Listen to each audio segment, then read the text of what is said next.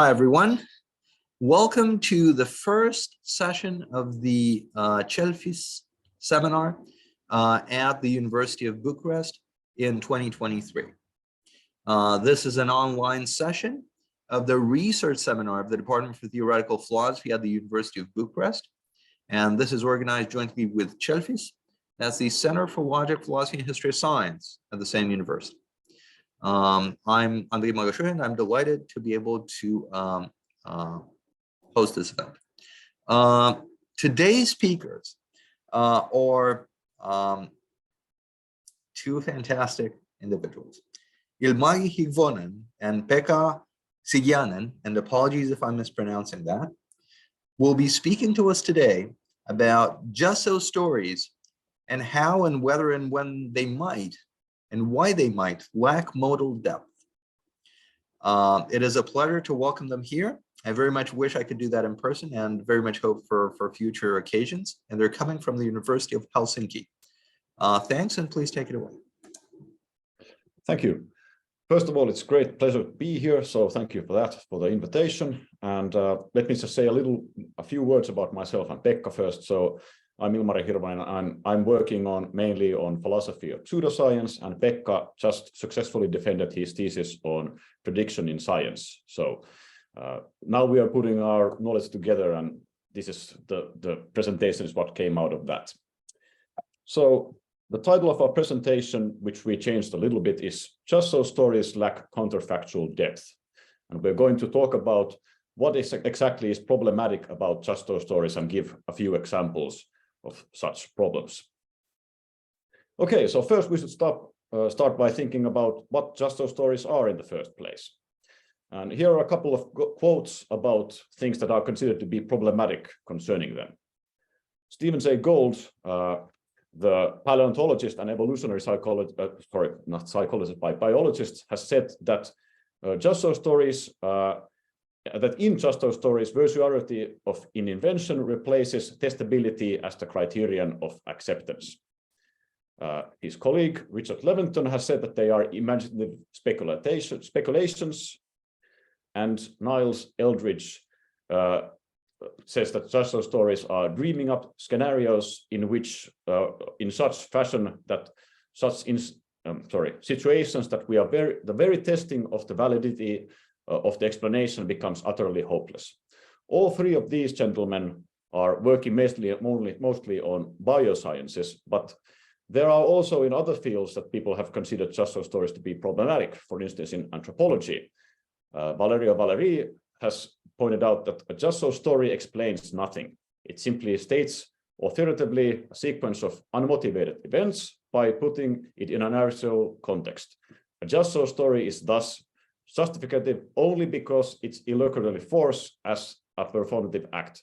If something is narrated, it means that it is true, and not as an explicit one. X happens because of a general rule, Y. And of course, like in anthropology, the general rules don't have to be like law-like, but some sort of invariant things still that you can describe by using rules. The concept of just so story comes from Rudyard Kipling's Just So Stories, where Gould actually originally got it. Those stories in Kipling's work are these sort of fanciful tales about the origins of things. Like, for instance, narrative accounts of the different characteristics of animals, such as how leopards got their spots. Of course, they are not like true biological stories, but these sort of like charming fairy tales. And the Merriam-Webster dictionary has actually defined according to what, for instance, Gould and others have said, and relating to Kipling's use of the term, just so stories as speculative stories or an explanation of doubtful or unprovable validity that is put forward to account for the origin of something, just as like a biological trait, when no verifiable explanation is known. So, to conclude, just so stories are, at least the bad ones, untestable causal explanations, often presented in a narrative form, and they tell the origin of something. Sometimes, of course, this origin story doesn't have to be there, for instance, in anthropology, but the bigger issue seems to be that there is some sort of narrative that gives them credibility but they are actually untestable explanations. Some people in sciences have actually given support that we should do this sort of just so story kind of explanations also, because they can like be beneficial at some points, but we're not going to talk about those beneficial aspects now. We're just going to concentrate on the bad kind of stuff. So a good explanation needs to be evaluable. Surprise. I don't think that this is not a particularly surprising thing, but yes, the biggest problem seems to be that they are something that you cannot evaluate. Now, how could we achieve that? One desideratum that we could give is contrastivism. And I'm taking this slogan from Nicholas Resser, omnis affirmatio est negatio. And in English, it's basically that every affirmation is a denial. Resser has explicated this idea as follows. Answers that do not exclude manage to achieve no useful inclusions either. Only where some possibilities are denied is anything asserted. Keeping on good terms with all the possibilities requires that we embrace none. So in order to say something, you have to also at least implicitly exclude some possibilities. And this is the idea of contrastivism. There must be a difference between how things would be if a theory, claim, etc. would be true, and if it would be false. Every difference has to make a difference, as another philosophical slogan says. The idea here is that a theory is not informative if it fits well with everything, with all the relevant possibilities that we are looking at. Now here is an example of such a problematic case from Anscombe. He recollects this sort of like discussion that he had with Ludwig Wittgenstein once. Wittgenstein once greeted me with the question, why do people say that it was natural to think that the sun went around the earth rather than that the earth turned on its axis? Anscombe replied, I suppose because it looked as if the sun went around the earth. Well, Wittgenstein asked, what would have it looked like if it had looked like if the earth turned on its axis? Well, clearly we can see that at least from a normal perceiver, there is no difference here. So the explanation why one explanation was, or the reason why explanation was preferred instead of another one cannot be simply that it looked like that, because there were other possible explanations. So there'll be some other reason why people were thinking in that sort of way. Okay, now just briefly about explanations. I think that this is familiar to everyone, but we're just going to, go through it quickly so that everyone has the concepts in their mind. So an explanation usually has two components, an explanandum, the thing that's observed and wanted to be explained, and the explanans, something proposed as an explanation for the explanandum. The explanans often contain some unobserved theoretical postulates, like entities, processes, structures, etc., something that's not observed at the moment.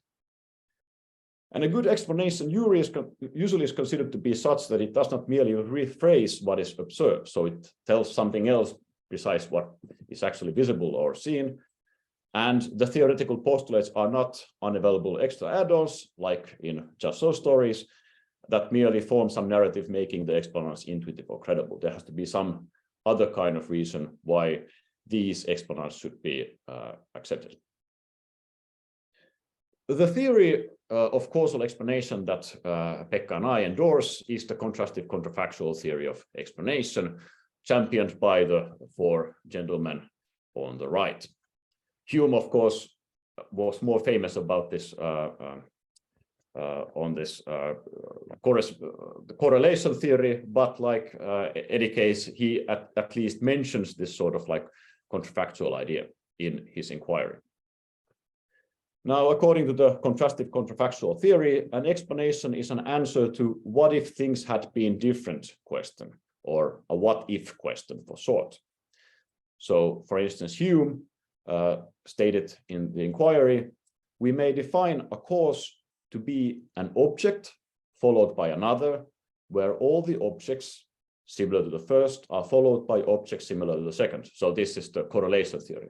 But then he continues, or in other words, where if the first object had not been, the second never existed. These, of course, are very different kind of explanations, or, well, not explanations, but like accounts of causation. But the latter one corresponds to the contrastive contrafactual idea. So without the explanans, without the cause, the thing that explains the thing that we are explaining the effect, there would not be the effect. Without the explanans, there would be no explanandum.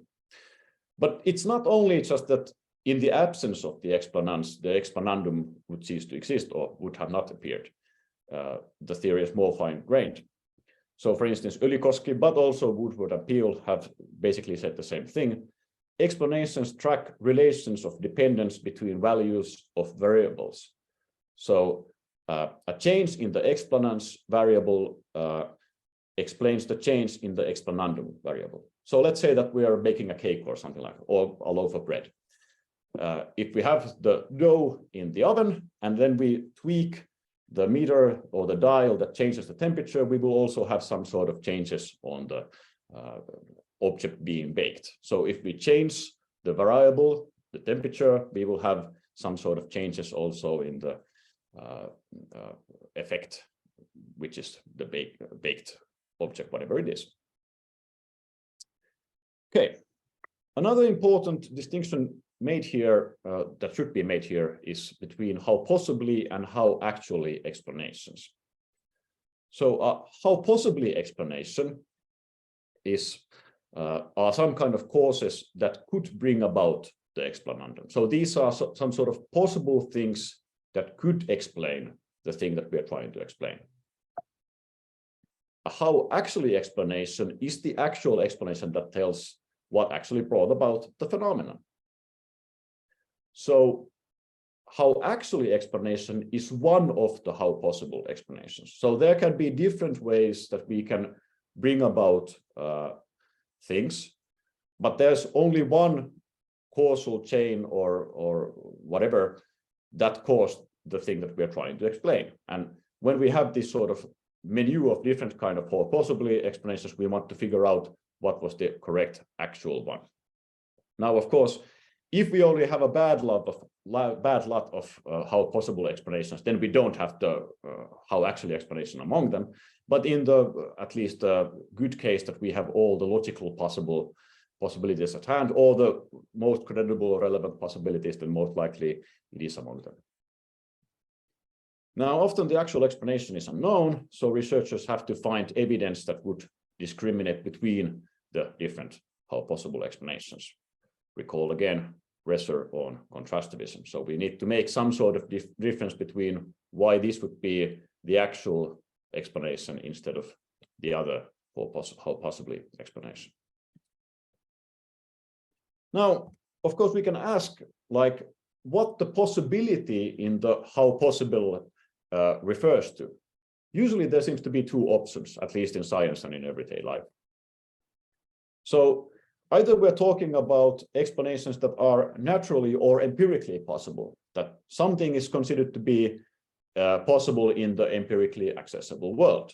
For instance, it's possible according to the natural laws. So we have, for instance, some sort of evidence that these kind of things, events and whatnot actually have happened in the world, or we know that they don't contradict those facts that we know about the empirical world. Another option is that we're talking about mere epistemic possibility. And this is something considered to be possible from some epistemic perspective. So, for instance, given the information, evidence, knowledge an individual or a group possesses at a given time. So what for me was epistemically possible is most likely narrower than what was epistemically possible for people who were living like a couple of thousands of years ago, because they didn't know about the regularities in the world and that sort of stuff. So I have more information that can exclude some possibilities, whereas people living considerably earlier than me might not have these sort of like reasons to exclude some possibilities, because I have more information than they do.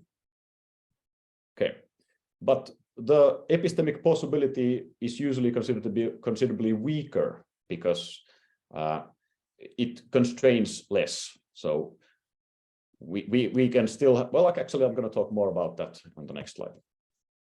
So in science, having a merely coherent how possibly explanation is usually not enough because, well, coherence is cheap. An explanation is not automatically correct just because it does not contradict the laws of nature or our previous experiences or our current knowledge or evidence or so on and so forth. Almost anything can be made coherent with the laws of nature or our epistemic situation if wild enough additional assumptions are postulated. So, for instance, in some sense, it is epistemically possible from my personal point of view that God could have caused a number of things going on here. I cannot exclude the possibility. I mean, it's possible even if I don't necessarily personally believe in it, or if I don't have strong enough reasons to believe it at the moment. But still, it's epistemically possible. I don't have a knockdown argument that prove, for instance, the non-existence of God. And if a God or some similar sort of being with innumerous power existed, they could bring about all sorts of things. Epistemic plausibility is particularly easy to obtain because, for all we know, our current knowledge can be incomplete and our prevailing perceptions incorrect. So almost anything goes.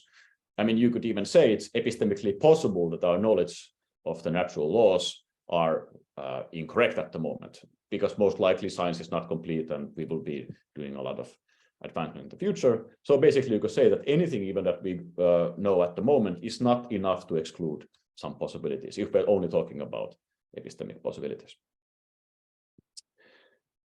Another problem with merely taking the first how possible explanation and running with it is that there can be several competing how possible explanations. Again, recall Wittgenstein and the movements on the sun and the earth. So basically, both of these explanations could have accounted equally well what was observed at the time when people were thinking that the sun was going around the earth and not the other way around. Usually, the how actually explanation is reached through eliminative induction or inference to the only explanation. So we are gathering evidence that excludes all how possible explanations that come across until we end up with just one that seems to fit the bill. But eliminative induction requires some way of excluding the faulty how possible explanations. And this is where I hand the baton to Pekka, and he will talk about more how to do that. Pekka. Thanks, Ilmari. So Ilmari has now introduced some of the key concepts that we are playing with here, and some of these key problems that we have if we try to find a good, proper scientific explanation. And we come now to our main problem. So we want to distinguish between good scientific explanations, ones that we should actually believe in, versus these kind of just those stories that we say are pseudoscientific and something that have no epistemic warrant, so we should reject them whenever we see these just those stories. And the question becomes, well, what is our criterion? What kind of framework or system we apply to start making these kind of distinctions? So applying this criterion, we get a pass with good scientific theories, and we reject all just those stories as not supported by the evidence. And here we propose the criterion of prediction, but in a very specific sense. So obviously using prediction for this purpose is not anything new. It's associated with Popper's original ideas about pseudoscience and science and the demarcation criterion. So usually people interpret that criterion to mean that scientific theories make novel predictions, and that is what makes them falsifiable. And these unscientific theories are not falsifiable because they simply explain all the evidence in their domain, and they never take the risk of making a novel prediction. So that's a good criterion to distinguish between pseudoscience and science. But the problem, of course, there are a lot of problems with Popper's criterion. But in my dissertation, I investigated the novel prediction criterion for many years, and I found that it's actually a really unreliable criterion in scientific practice. I provided some theoretical reasons, but also simply empirical evidence. So if you look at novel predictions in science, they are very often associated with false theories. So this turned out not to be a good criterion, and my dissertation is not the only one that has argued for this view. It's obviously the most recent one, but this is an area where a lot of researchers sort of had to give up.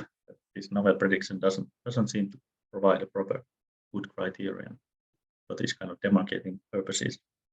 So we still think that prediction is important, but we are thinking of or proposing a new kind of way to understand what prediction is about and what prediction means. So we claim that scientific theories, unlike just so stories, have predictive power in relation to the world.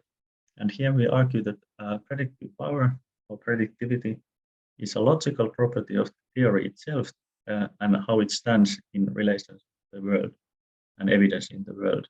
So the key claim here is that we claim that we are able to tell whether a theory has predictive power or not simply by looking at the theory and the evidence. So we claim that we don't need new predictions of new phenomena or anything like that. We argue that we can know it just by looking at the theory, whether it has predictive power or not. And to give you some intuition about what logical prediction, how does this differ from novel prediction?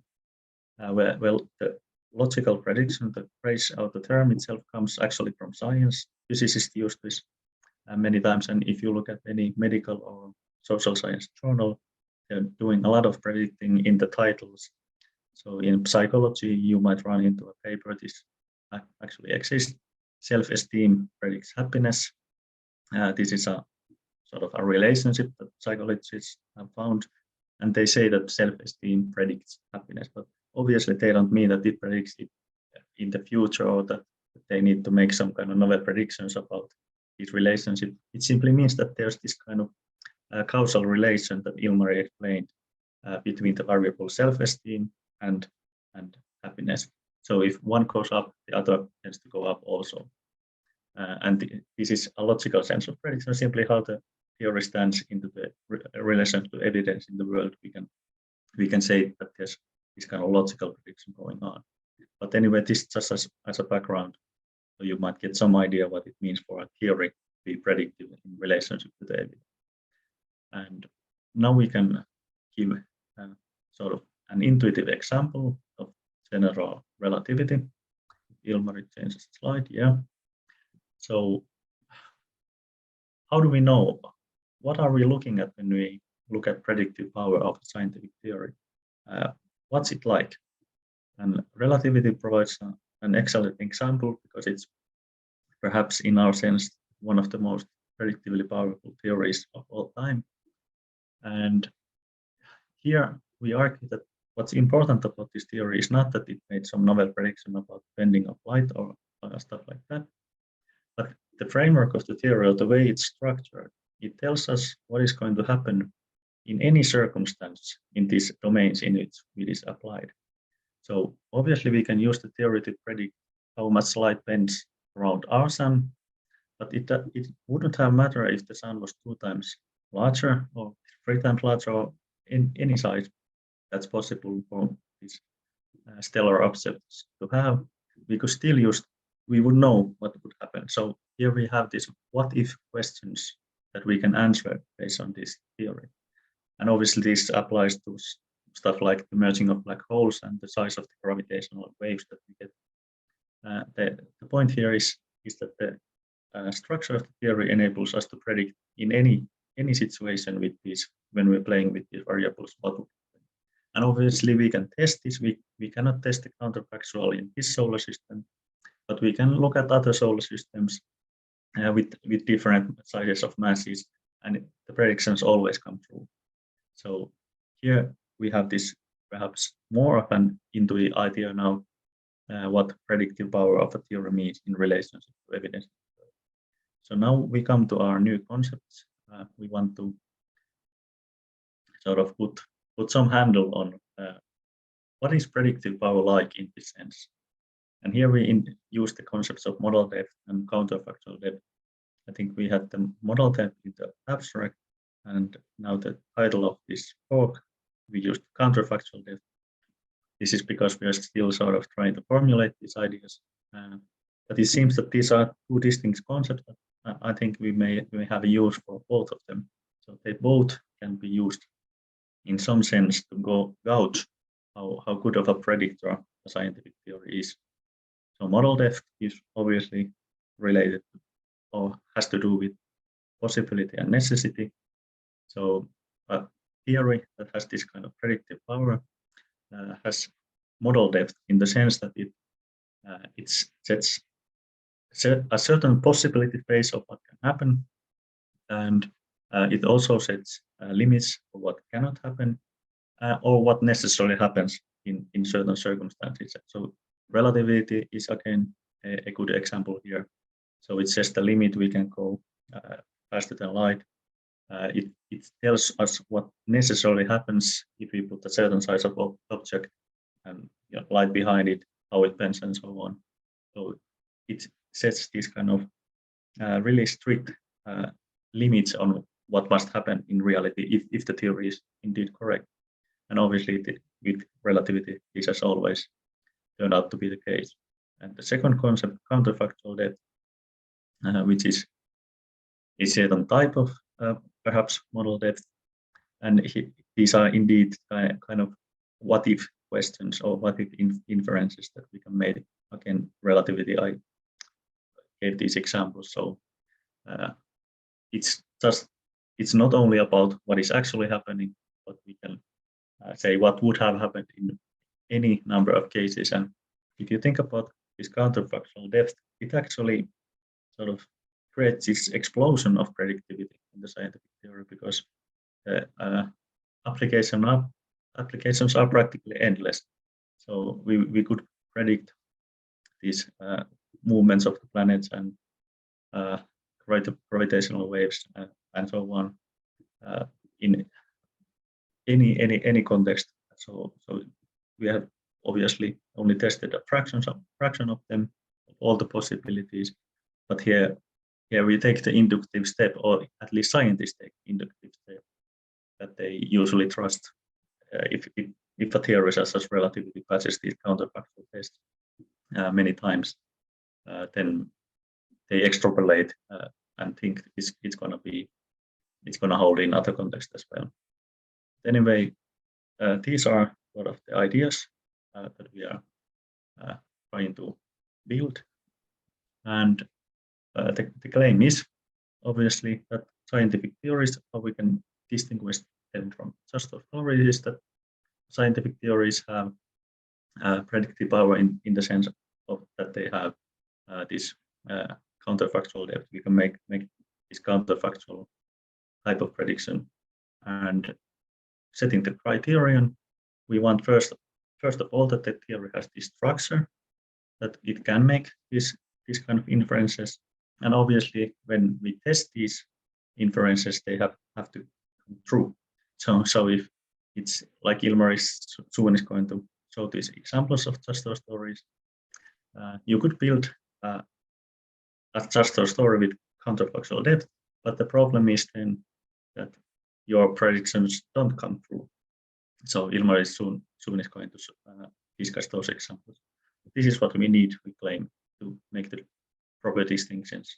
We need a predictive powerful scientific explanation, meaning it has this model counterfactual depth.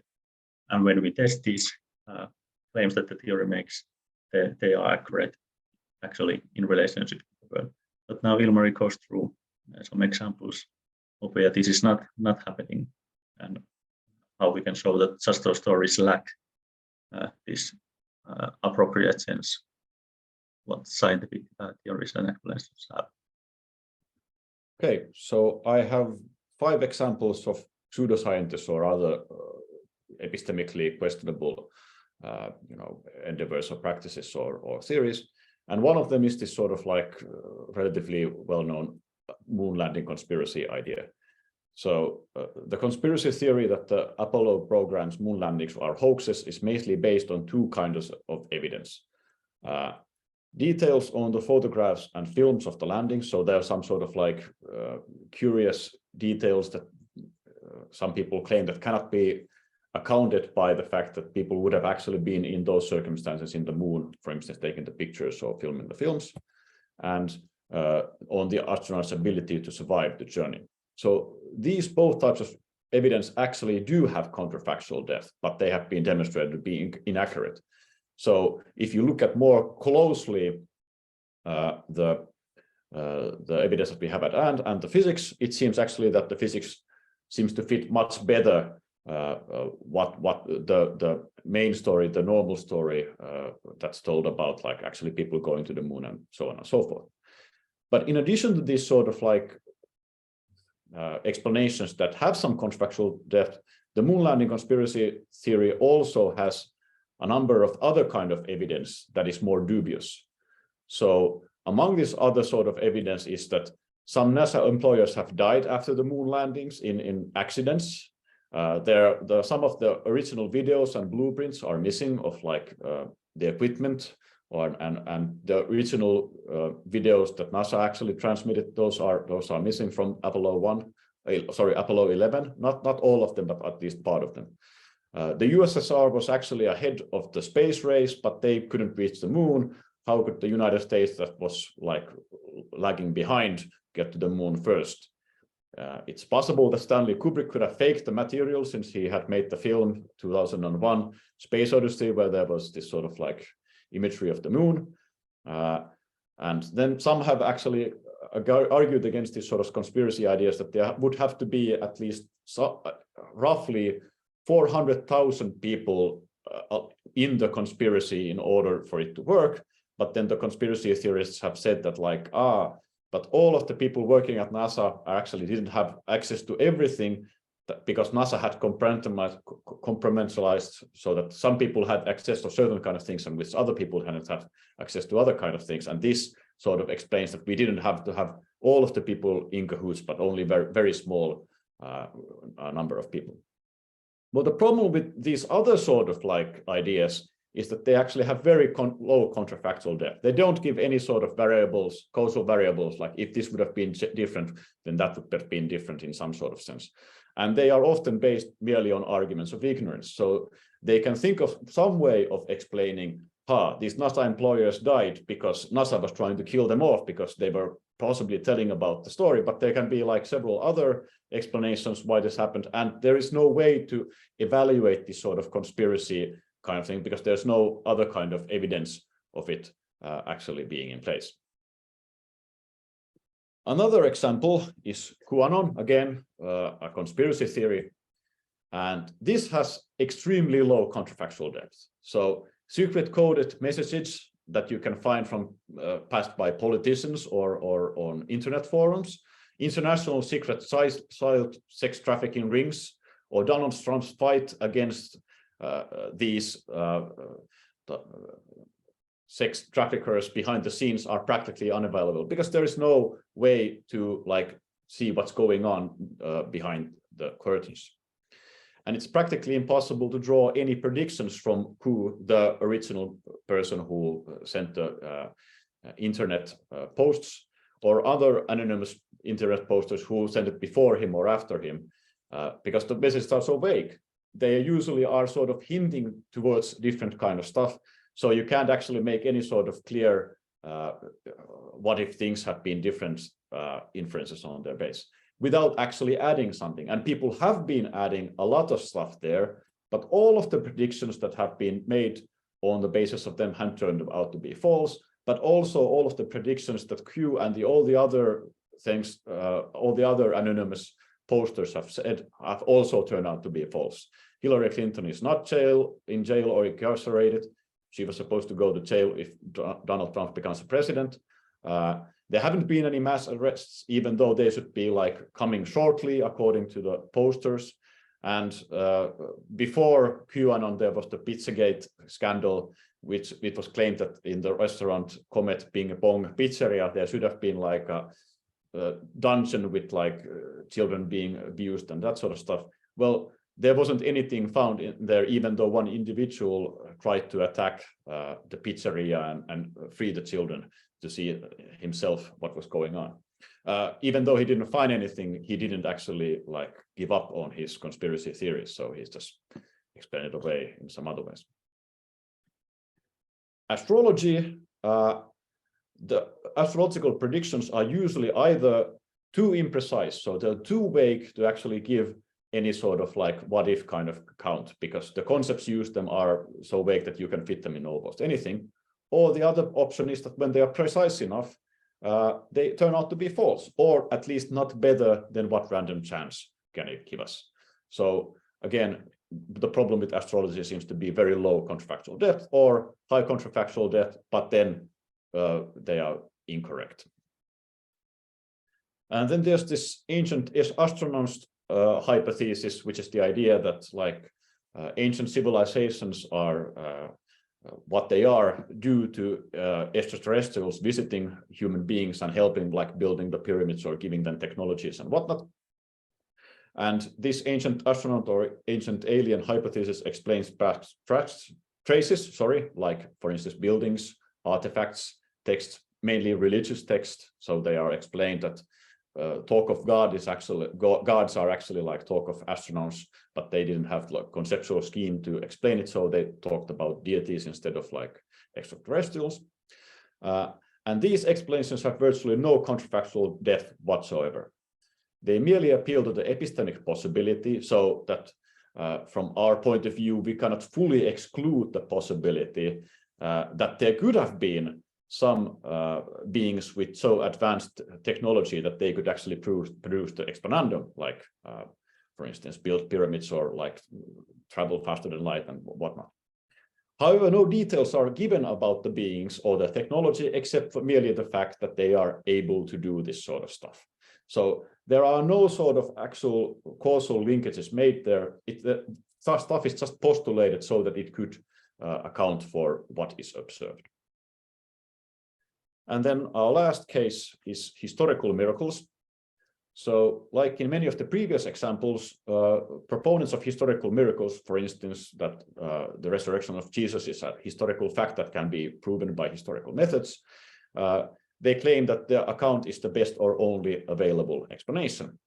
Well, just such claims have proven to be false. There are numerous alternative explanations with higher contrafactual depth around there, so that there actually are some sort of like causal connections to be found on the other explanations. But it seems that in this current case, we usually don't seem to have enough evidence to discriminate between the alternative explanations, like all the other possibilities, what could account for why exactly, for instance, we have the kind of religious texts that we have at the moment, why the Gospels have been written exactly in the way that they were written and so on and so forth.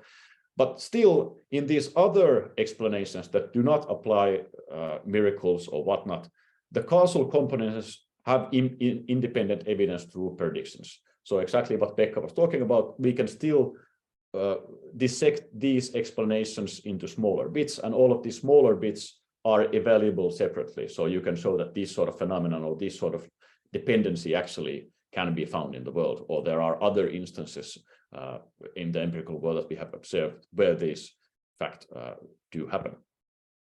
Miracles, like the resurrection, instead have close to no contrafactual depth because, well, for instance, the will of God is infinitely difficult to predict. It relies on mere epistemic possibility, and in some sense, very often, like what God can do is like anything. God can do whatever he or she or they wills. An important thing to note about this case and the ancient aliens case is that there is no independent historical problem of miracles. So the ancient astronaut hypothesis and the historical miracles have similar problems. They appeal to untestable causal mechanisms. It does not matter that in one, the mechanisms are allegedly natural. So like the extraterrestrials are natural beings, they are not supernatural entities. And in the other, they are supernatural, for instance, God or angels or something like that. The only important thing is that the causal components of which these explanations comprise of are not evaluable in the sense that we could do this sort of like what if questions, or we could infer what if questions from them and then test them in an empirical manner. Okay, but that's all, folks. That's our presentation now, and we are ready for your questions. Thank you for your time. Thanks so much for a wonderful talk, and I'm sure everyone in the audience joins me in applauding your work.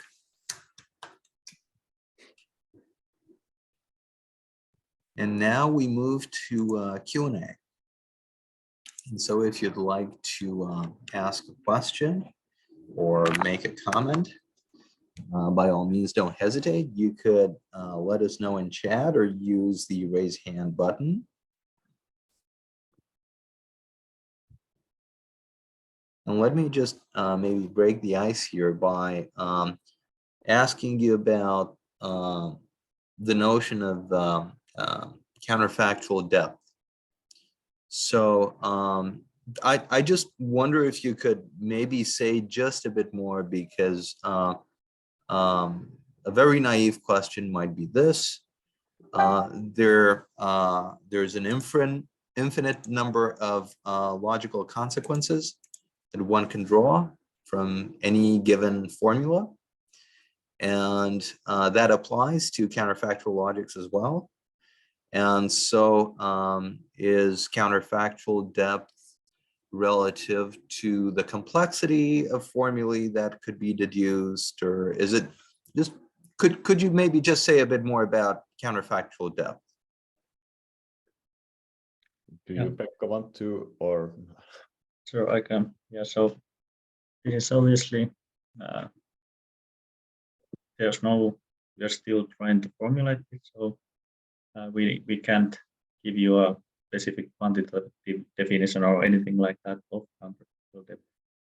But what I think, or what we think, is that, and one of the reasons why it's important that Ilmari mentioned that we are usually evaluating competing explanations and so on.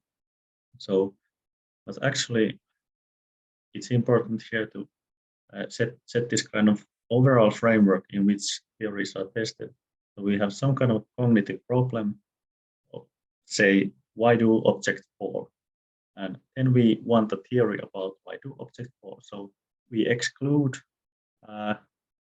any facts about, say, psychological relationship between self-esteem and happiness. That's not a relevant logical consequence related to this cognitive problem.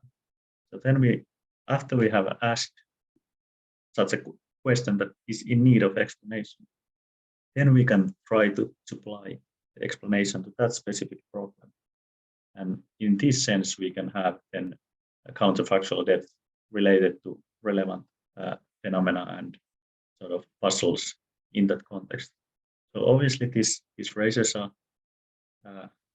questions about, well, how do we distinguish between these domains and whether this is going to be language dependent and all sorts of stuff like that. Yeah, probably there's going to be a lot of stuff to do on that front. But if we could, well, what I would say is that a lot of people are struggling with these kind of problems, and there maybe it's related to generality problem in epistemology, and it might be sort of an unsolvable problem. So I think we are very far from solving that, but I think we could get some work done with this concept if we assume this kind of domain. So all you need is relative counterfactual depth, right? Maybe, yeah. My intuition is that, but I'm not putting my money where my mouth is yet. So I mean, I think that we probably would need some help also when it comes to like these logical issues with some, let's say, logicians. So, but like, it seems that at least if we look at like the scientific practices, they seem to be precisely the relative kind of concept that they're using there. All right, thank you so much for that. I have a question. And we have another question from Mr. Magjinan. He's a PhD student here at the University of Bucharest. Tudor, please go ahead. Yeah, so sorry for my audio. I'm in the street because I'm on my way home, but I'm interested in the subject, so I entered the meeting. So my question is, Usually, when we say that just those story theories, a theory which is just a storytelling, uh, as we say about some theories, like conspiracy theories. So what is problematic about it is that it is overfitted to the data, right? It is overfitted to the data that it is purported to explain. But the problem usually is because we expect new data to appear and we want to explain the new, we want to be able to predict the new data, right? But I think a conspiracy theory is not designed as a general purpose theory to explain many unconventional future events or events which are, or let's say, aberrant data. Uh, Usually, a conspiracy theory is just an explanation designed for a particular event. So if there is no new data to be predicted or explained, we do not expect new data to appear. Why is it a problem that the theory is especially designed to explain the data? For example, the moon landing conspiracy theory. So it is designed to explain some data that which its proponents consider to be very unexpected or very improbable given the official narratives. So what is the problem if they design an alternative theory which is explains the data very well, which makes the data the most probable? Do you want to take this one, Pekka? Because I think you could also say about some things. I will add something more if, or Yeah, but well, I think I can go first. So I can go first too if you prefer that. It's fine. Well, I mean, I missed a few keywords in the middle, but the end was clear. So I will talk about that. So your question is of a really relevant issue, and it's also related to evaluation and prediction in general in scientific context. So in many cases, we do want to evaluate these kind of singular cases where the only thing that matters is one single prediction in one single context, Yes. one time only. And a good explanation is a policy intervention. So you want to know if you learned in Ethiopia that some kind of school intervention was effective in reducing some or improving literacy rates or something, and you want to know if it's gonna work in a specific village in India because it works here as well. And the cognitive problem you're solving it concerns only that one situation, and here we come exactly to the problem. How do we make these evaluations? And obviously, there's not going to be, in that specific instance, there's not going to be counterfactual depth or anything like that. It's going to be one prediction, either comes true or doesn't. But here we have to appeal to sort of these background theories and background conditions. So first of all, I would say that if we want to know if this kind of explanation is good or bad one, the kind of reasons we use to justify or make it unjustified to believe in these kind of instances, we would claim that there are going to be background theories that have been verified in this counterfactual way. The other way that we didn't talk about today is there's obviously, of course, observational evidence that is used as such, so that these counterfactual stuff only concerns unobservables. So if you're making unobservable counterfactual relations and claims, we're trying, then it seems that we do, or we claim that we need these kind of counterfactual machinery. And then there's always background knowledge. So this is any sort of knowledge you have, maybe observational. So one way you would rule out this prediction is not going to work in this specific instance. In my Indian village example, is if you had some maybe some observations that you could use to directly refute or infer that the stuff that was done in Ethiopia, it's not going to work in this case. So then you obviously use the observational evidence, and you don't need any kind of counterfactual claims. But thanks for this question. It's really important one, and it's also important if we want to make a paper of this topic. We have to cover that angle, and we are still not quite sure how to make it happen in a single paper. But yeah, thanks. Ilmari can continue. Yeah, I mean, like, if you're saying that still the explanation, this sort of singular explanation, is the most probable one, then we can ask on what basis that is. And I would be inclined to say that if the explanation consists of components, then these components are such that we have independent evidence of them, and we have it precisely in this sort of contrafactual way. So basically what Pekka says, if I understood everything what he was saying correctly. So we have this sort of the components make this sort of contrafactual, like in this sort of situation. In this, if this would be like this, then that would happen, and they have this sort of predict. Well, they make these sort of predictions, like in this sort of situations, that sort of things would happen, and the explanation that consists of those components that best fit the background information that we have about the situation is the most probable one. So basically this contrafactual depth thingy is precisely how we evaluate probability in these sort of situations most often, at least when it comes to empirical cases. Do you want to, Pekka, add something? I mean, I said it a little bit in a complex manner, but like, yeah. Yeah, I think so. But if the questioner is satisfied with what we could give at this point. So you don't have to be satisfied. So I mean, no. So I would add just one thing.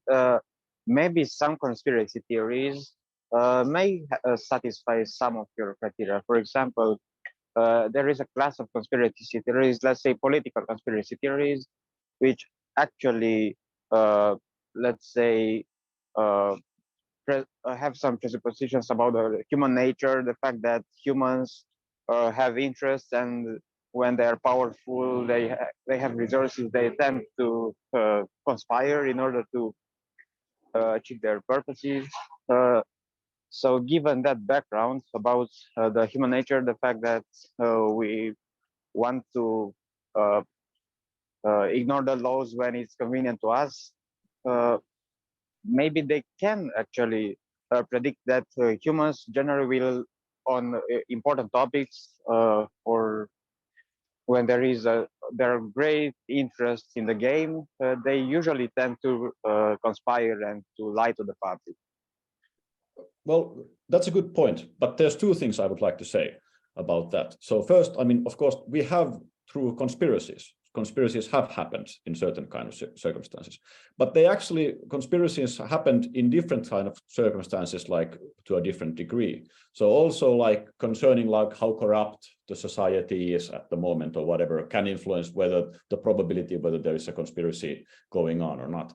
And secondly, still the conspiracy should be such that we could put it into smaller components and check whether the components are like in place. Because if you just say like, hey, we have this effect, whatever it is, and it's due to conspiracy, but we don't give any details about the conspiracy except saying like maybe some specific like wealthy or important or like people have somehow been in part of the conspiracy. So, and even in that case, it has a little bit of contrafactual depth, because then we can look at, okay, so you're saying that, let's say Hillary Clinton was involved in this sort of stuff. Then we can start tracking Hillary Clinton's whereabouts. So, because if Hillary Clinton would have been a part of a conspiracy, in that case, she would have used some time, whatever, to do those things that the conspiracy requires, for instance. And then we can start tracking these sort of situations. If you understand what I'm saying. So if there is no specifics about the conspiracy, but it's just like based on this sort of very general conception of human nature, it doesn't have a lot of contrafactual depth, because then it doesn't give a lot of these sort of like what if inferences. It just gives a very few and very general kinds. But if it's more detailed, then we have something that we can go and check. Does this answer your question? I could still add, emphasize the observability aspect. Actually, in the first version that we sent back and forth on Google Docs, I had written a passage where we started with that anything that's observable, that's going to be accepted in science, and we're trying to solve the specific problem of these unobservable theoretical structures and when they are justified. So in this case, if somebody goes and observes Hillary Clinton doing bad stuff, takes it on videotape, and then you don't need to care about our counterfactual depth. So that's observable evidence, and obviously in science this is done all the time. If you try to classify flowers or something, you look at the flowers, you come up with the criterion, and then you put them in that system. So you don't need counterfactual depth to establish everything in the world. You can also use observations. But here's the specific context is if you're trying to postulate that there's an unobservable kind of thing going on in the world, how do we test that unobservable thing is indeed going on? And here, this counterfactual depth seems to be a powerful way to test those kind of claims.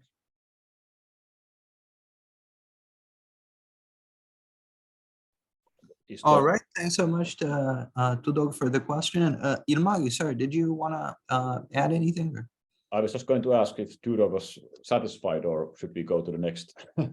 No, I'm satisfied, but I'm still thinking about ways in which conspiracy theories can answer to the question. Well, I have more questions, but I don't want to monopolize, so I'll let out.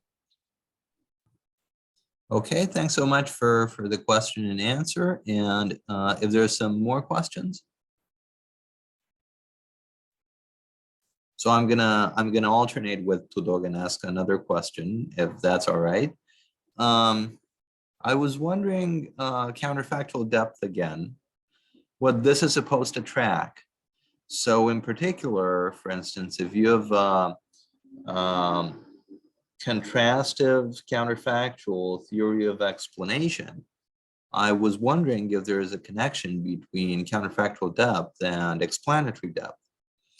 And I was wondering specifically whether that's tailored for causal explanations, or whether you've considered formal cases as well. So for instance, when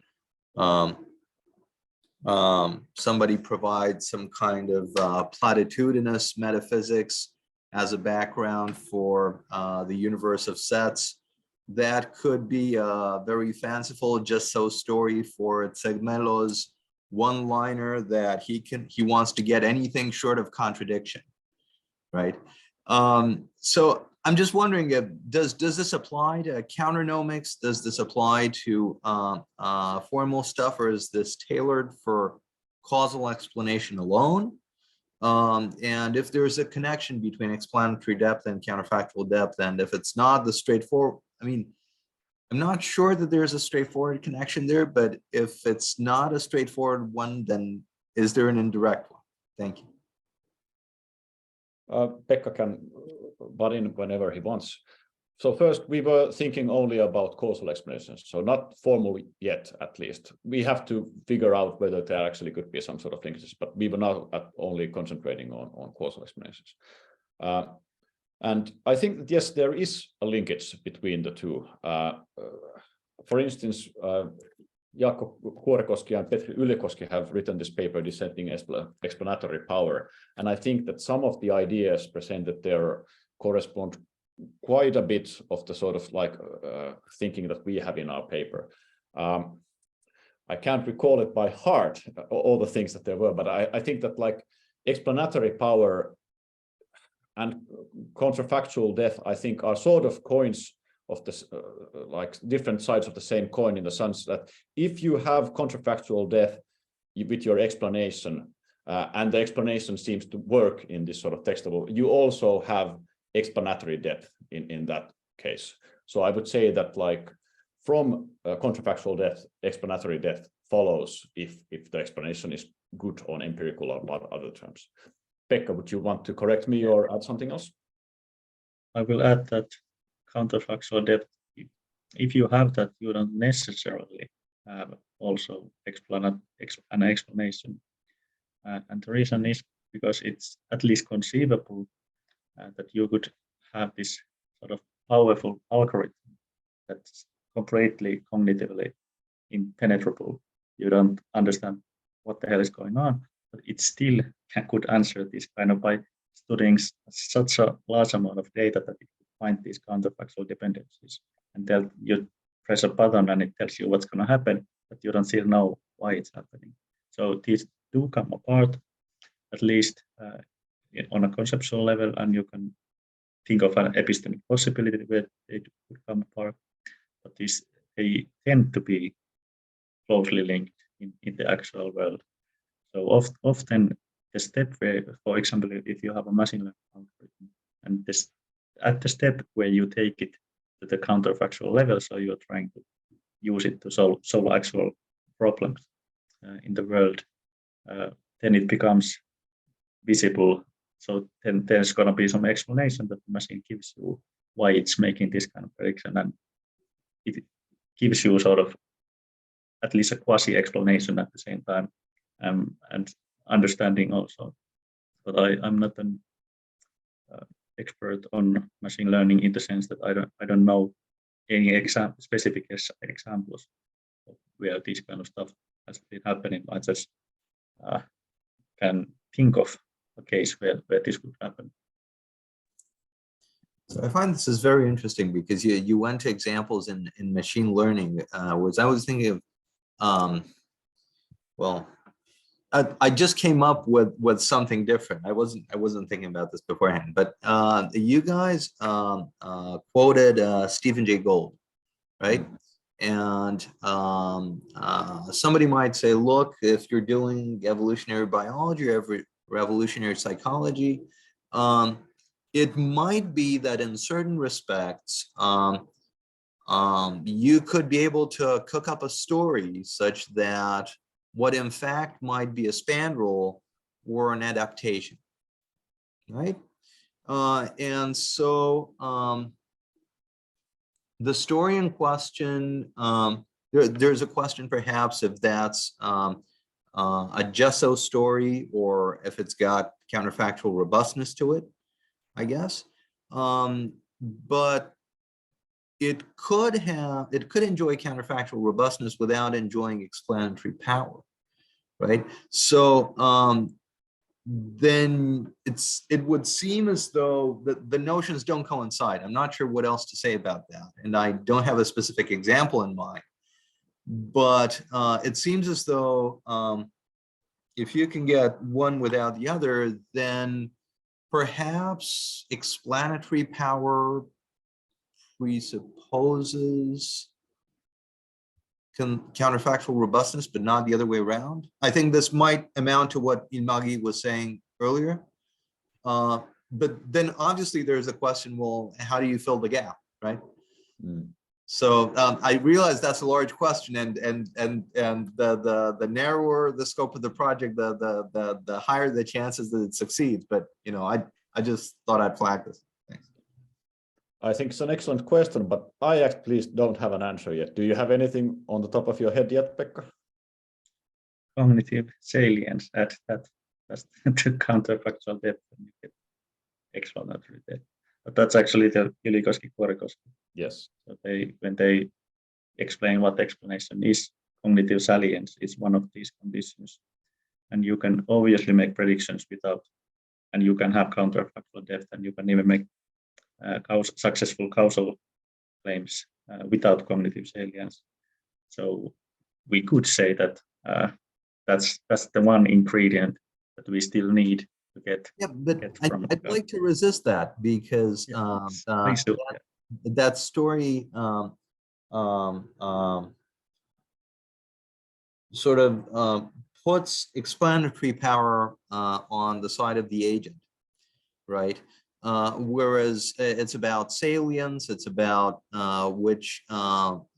whereas here, if you want to distinguish spandrels from acceptations and adaptations, presumably there's a fact of the matter, even if nobody can discover it and so on. So there seems to be something purely empirical, purely factual that's out there, and that's irreducible to the counterfactual robustness story, right? And then, yeah, I just wonder if that's it. Somebody who, I realize that somebody whose Humean leanings might be less sanguine about all of that, but yeah, maybe that's that shows how these commitments hang together, I guess. Yeah, of course, explanations also usually get the contrastive explanations. You usually have a powerful explanation if you can rule out a bunch of other explanations. And I can't think of the top of my head, but that might not be the case with counterfactual depth. It's obviously needed in some sense, but maybe they come apart here also. So we need something like that, cognitive salience and this kind of ruling out to go from counterfactual depth to real explanatory depth and power. That sounds great to me. I mean, and it also sounds like it might begin to explain why just those stories are so attractive, why people want them. Yeah. So sorry, Ilmari, you're about to say something. Yeah, I mean, like, of course, it's much more difficult when we're talking about like evolutionary explanations, because there's so many components missing.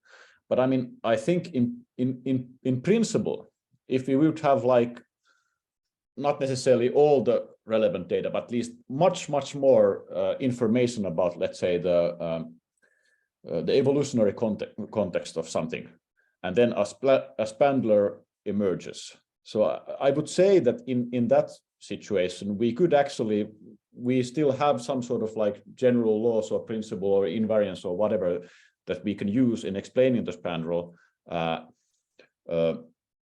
So that with actually there could be some sort of counterfactual depth to the story, but it's not the kind of evolutionary story that we would have like of like from the perspective of like we are explaining this as an adaptation or something like that. It would be more like just this sort of general causal story. But I don't think that we often have enough information to make such like explanations. But like in an optimal situation, we could actually have enough information to refer to some kind of like general law likes or even lawful things happening in the world, which indeed do have the counterfactual depth required. Because I mean, all causation has this sort of like counterfactual, well, at least from the perspective of the person giving the explanation, every causal thing has this sort of like counterfactual structure in that sense. So I think that it's more perhaps connected with the lack of information that people working in biosciences, for instance, have. So that sounds very interesting to me, because if you want to relativize, for instance, counterfactual depth to the information you have available, right, to the kinds of inferences you can draw from whatever information store you already have in place, that might suggest that scarcity of information would be modally fragile in ways we wouldn't expect, not per se necessarily, but with respect to what we can imagine, and the distance between what we could imagine and what's genuinely conceptually coherent or something like that. But I think in some sense that's the fact of the matter. I mean, like we are limited beings, and the world is not limited the way we are in some sense. And that as limited beings, we have to do with what we have. Like that's how science works. Yeah. Right. Thanks so much for that. I wonder if there are some more questions, comments. Tudor had promised another question at some point earlier, but if there are some more rejoinders.